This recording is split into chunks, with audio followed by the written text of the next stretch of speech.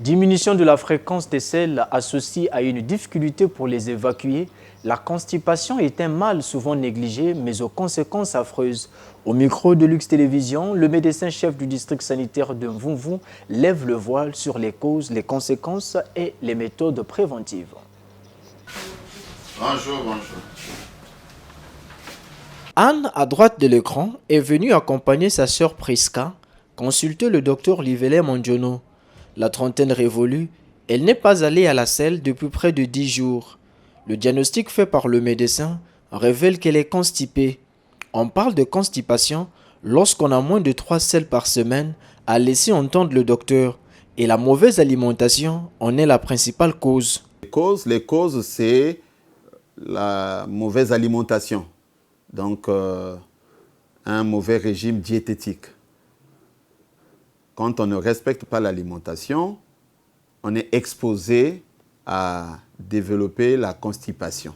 Donc, il va se former un bol alimentaire de consistance dure qui va empêcher les autres aliments d'être exonérés et provoquer ces complications. Cette mauvaise alimentation ou cette hygiène diététique de mauvaise qualité se définit par une alimentation riche en graisse.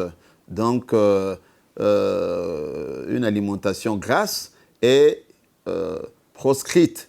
Et qu'est-ce qu'on entend par l'alimentation grasse? C'est une nourriture riche en huile, hein, l'huile riche en cholestérol. C'est vrai qu'on dit qu'il y a de l'huile raffinée, pauvre en cholestérol, comme l'huile d'olive ou bien le sieur, je ne fais pas la promotion, mais même pour ces qualités d'huile, il faut utiliser très peu d'huile. Et donc nous avons les cubes, alors là j'insiste vraiment que toute forme de cube devrait être proscrite. Certains aliments devaient être bannis ou consommés avec modération. On parlera de moins de yaourt, moins de beurre, moins de sucreries, parce que les sucreries, surtout rapides, aussi produisent la graisse. Parce que ça stimule la lipogenèse. On parlera aussi de l'alcool, essentiellement la bière, parce que dans la bière, nous avons la levure qui fermente et donc qui favorise la production du cholestérol.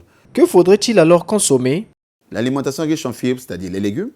Nous avons ajouté à cela les poissons et les fruits. Et donc, ça c'est, je dirais, le triangle essentiel encouragé. Mais comme on a aussi besoin des vitamines animales, on pourra ajouter un peu de viande. Alors là, ça devrait être très mesuré.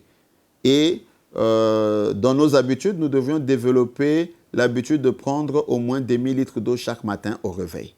Et quand on est constipé, il est conseillé de le prendre avant le brossage. Douleur abdominale, ballonnement, association de plénitude, d'inconfort, de lourdeur, féculent ou sel dur, maladie hémorroïdaire, fissure anale, autant de complications causées par la constipation. Et chez les personnes du troisième âge, elle peut être facteur aggravant de la démence ou troubles mnésiques ou de mémoire.